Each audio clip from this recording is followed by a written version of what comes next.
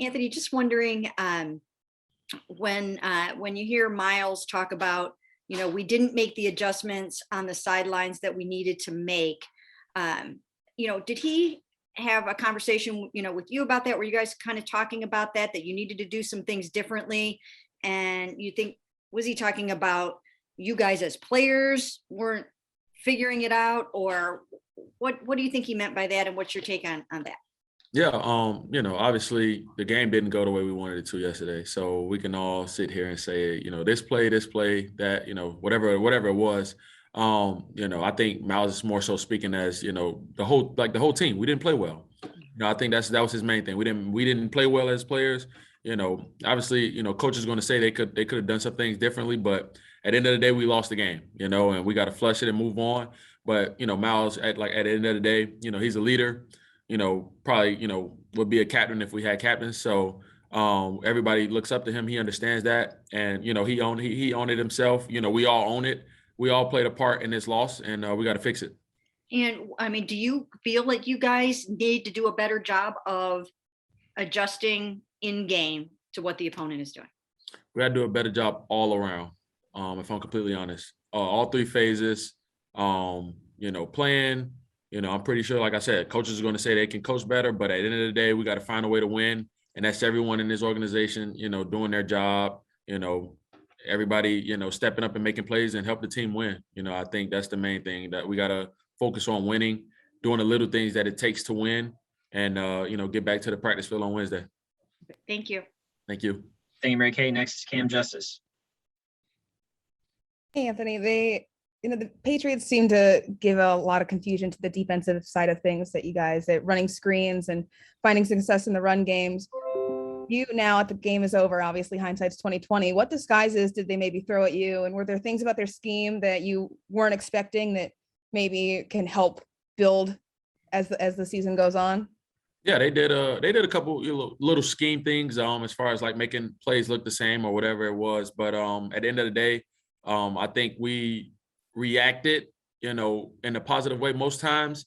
A couple plays, one player out of place, I'm out of place. I fit the wrong gap, or I went the wrong way on a screen one time. Just little things like that. We got to be better. We got to be better all around. That's the only way I could put it. Yeah, and that's, we're focusing on the Lions now, obviously, but they did some things that we need to correct, and we have to be better. And those little things go into those adjustments, right? When that's happening and the game's starting to get a little out of control, are you guys having conversations on the sideline? Are you giving input based off of what's going on in the game, what you're experiencing, and maybe things that you missed on to try to control that and make those adjustments in game? Are you a part of that conversation? Yeah, you definitely want to correct it, try to figure out a way to stop the bleeding. Again, obviously I thought first down defense, I thought we played really well. We got them to 2nd and 11, 2nd and 13 a couple times. And then we would give up, a 10-yard gain or, a 20-yard gain. And we can't do that. We play well on first down, even if we hold them to, 5-6-yard gain on second down, now it's 3rd and 6, 3rd and 5, I think that's more manageable for us, not 3rd and 1, or, in the whole third quarter, they only had one third down. The rest of the game, it was first, second down. They didn't have a third down to the fourth quarter. So obviously that's players and coaches, getting it fixed. We all take part in that, just like we all take part in this loss, and we'll be better. We'll learn from it. Thanks, Cam. We'll go to Tom Withers. Thanks, Rob. Thanks, Anthony. Appreciate your time. I don't want to be redundant here, but I know there are some losses that are tougher to shake than others. Is this one of those? I hate losing, and the all losses hurt the same way. Like I said, whether we lose 3-2, 100-0, whatever it is, it hurts. It hurts to lose. You put so much time, energy, effort in. But again, that's why we play this game. That's what we signed up for, the highs, the lows. We can't ride the wave of emotion. We got to stay locked in on the process. Everything, is still out in front of us. Our division, the playoffs, everything like that, but we can't focus on that right now. We have to focus on getting better, fundamentals, details, getting to the practice field on Wednesday and cleaning it up. And then, we go on 1-0 this week against the Detroit Lions. Everybody kind of felt like last week was a turning point for this defense. How surprised are you that you guys are back on the other end of the spectrum? That's the that's the way the game goes sometimes. You know, it just happens like that.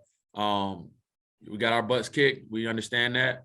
Now we gotta fight back. You know, that's what you play this game for. You sign up to be a competitor, to be, you know, a fighter. Things don't always go your way, and football is the, you know, epitome of that. You know, you have the highs, the lows of the season. A game like this, a game like last week where we put up 40 and, you know, play really good defense. So that's just the highs and lows of the league. And, you know, we understand that's what we signed up for.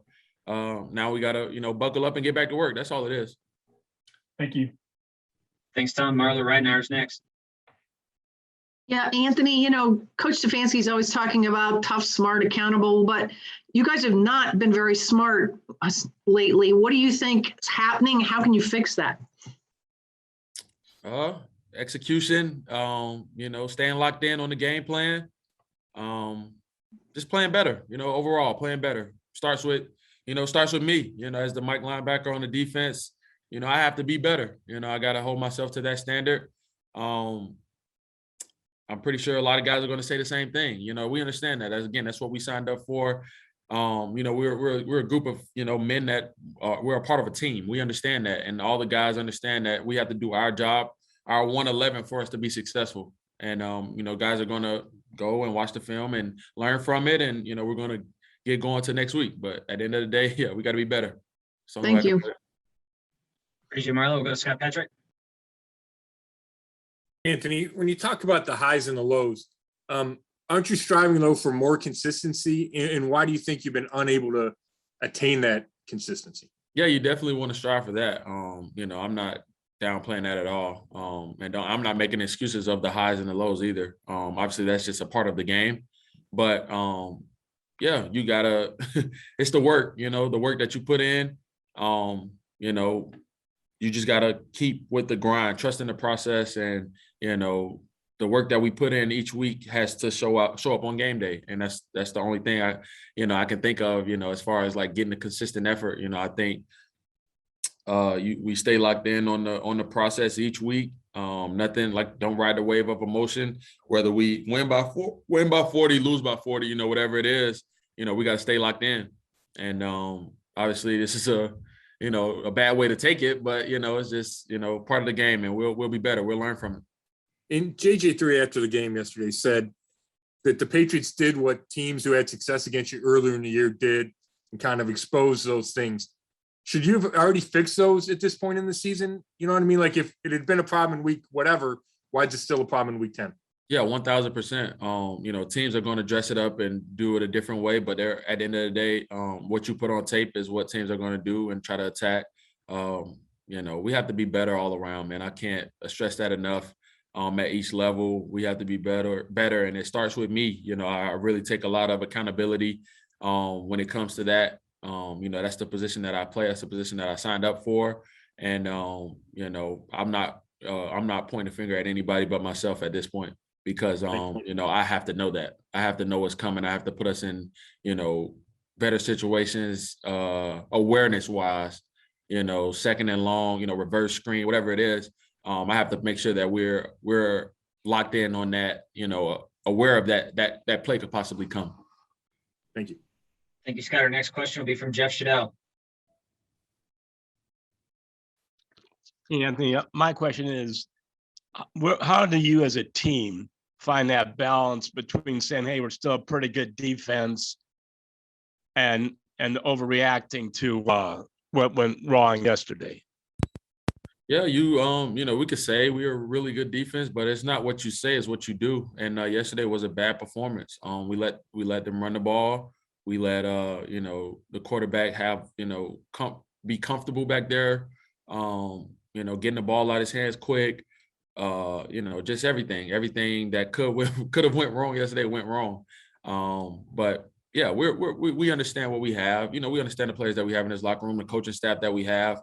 You know, we know we're better than what we put on tape yesterday, and you know, everybody's going to, you know, overreact or whatever, but we know we're better than that, and we must be better for our team to be better. And yeah, it starts on Wednesday. All right, we have time for two more. Tony Grossi, Mary Kay Cabot. Tony. Hey, Anthony, I know the easy answer to this question is, hey, that's the NFL. That's the way it is. But let me indulge me for 1 second. I've been covering this league for over 35 years. It just seems there's something weird about this season, wildly inconsistent. Every team, Tampa Bay looked awful against Washington yesterday. Green Bay's had their clunkers. Nobody's pulling away. There's no super team. Do you have any explanation why this might be just a weird year? I think all the teams work hard, put themselves in position. You could look at Detroit's record and say, oh, they're a bad football team. But if you look at the games, you look at the tape and see how they play, that's a good football team coming into this building. And then you look at, like you said, the Patriots, the Chiefs, everybody's, coaching better. Everybody's coaching well, playing well. It's any given Sunday is the best way I could put it.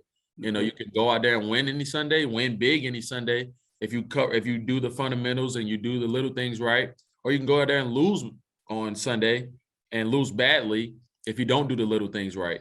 That's one of my favorite football movies, Any Given Sunday, because it literally is any given Sunday. Well, I would let me throw this at you. It just seems like with COVID still hanging around and an inordinate amount of injuries throughout the league, more so I think than ever, everyone's dipping into their practice squad a lot more than usual out of necessity.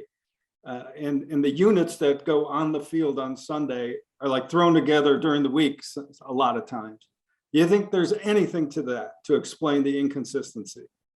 I'm pretty sure everybody's affected by COVID, not just the NFL, but if we're talking about just the NFL, every team has to go through it and every team is going through the same issue. So, maybe, I can't specify specifically, but at the end of the day, nobody's going to make an excuse. No football player, no football team, no coach in the NFL is going to say, oh, it's COVID is the reason why this is the way it is. No, you still got to go out there and play the game. All right. Gotcha. Thank you. Thank you, Tony. Last one, Mary Kay Cabot. Yeah, Anthony, as a player with natural leadership skills, which is one of the things that you are really known for. First of all, I know you guys have had a couple of players only defensive team meetings. At a time like this, what would you propose as a team leader to try to kind of make sure that the defense is really kind of pulling together at a time like this, and also, on the same page with the coaching staff? What would your thoughts or suggestions be on what you might do? That's a good one. I like that. That's a great question. As a player at this point, going into, this is my 5th year in the NFL. It's a lot of talking that we can do. It's a lot of things that we can do, but at the end of the day, you have to do it, and I think that's what we're at that point. We're 5-5, 7 games left in the season. Let's play ball now. There's nothing need to be said. Let's go play ball. I'm pretty sure Joe's gonna, say, I need to do this better. No, we all need to be better. We all need to come in locked in every day. Understand that we're in the playoffs now. If you want to be a playoff team, your playoffs just started earlier. We started now. So we're a playoff team right now. We got to play every game like it's a playoff game. Take every day like it's we're preparing for a playoff game. And then we'll see where the chips fall after that. But at the end of the day, no more talking, no more, just let's go play ball. And, we'll see, where that leads us. We're a close group. Nobody's, pulling away or anything like that. We're a close group. We hang out with each other all the time. We're a close group. Everybody's fine. We just gotta, have Wednesday, Thursday, Friday, Saturday, Sunday, all show up on Sunday when we're on the field and go 1-0 each week. That's it. Okay, great. Thank you. Thank you. Have a good one.